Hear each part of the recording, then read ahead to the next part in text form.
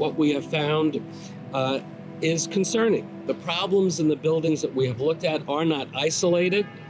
They, as you can see from our boards there, some very serious issues. What it really amounts to is systemic failures that have persisted in many cases, too many cases, for many, many years. When unsafe conditions go unfixed or apartments sit vacant, homes are taken out of the housing supply at a time when New Yorkers need them most. And long-term vacancies impact a building's finances. So there really is an interconnectedness to these issues.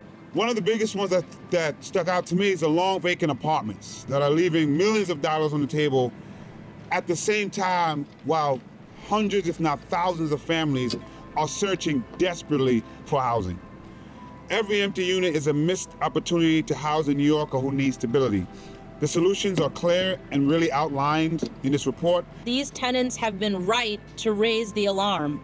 At Tivoli Towers, auditors documented damaged facade concrete with exposed steel beams after a section of the facade fell in 2021, leaving parts of the building wrapped in protective netting. Because of these unsafe conditions, tenants have lost access to shared spaces, including the courtyard, playground, and community center, and that's for the last 5 years. The quality of life concerns, the rat droppings, the mold, both at those buildings that were audited in my district, including York Hill and, of course, Clinton Towers. It's a disgrace. It's a disgrace that the Comptroller has uncovered, but now is the time for HPD and DHCR to act. It's a call to action on this spring day. Thank you, Mr. Comptroller. The report makes it so clear. So I'm here to say thank you to the Comptroller. Clinton Towers is good, another good piece, because it continues to be affordable housing rental. We need more Mitchell-Lamas. We need more housing like this. We need Mitchell-Lama 2.0. But it has to have the kind of oversight that the Comptroller's report deems is necessary. When audits and reports like this bring data together, they help us get right to the crux of the problem.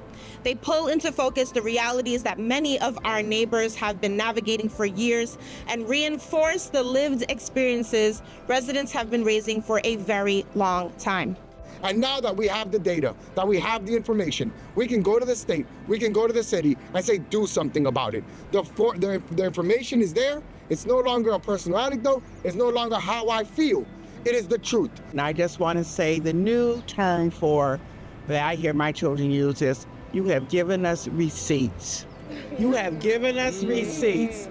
And thank you for that. Millions of dollars are being spent without proper documentation and oversight. These are fiscal conditions and physical conditions that we're talking about. And unfortunately, these conditions persist as building charges are going up. It makes no sense. Our Mitchell-Lama residents are paying more and they're getting less. As Comptroller DiNapoli's report points out, these conditions seem to be the status quo for developments across the city and state.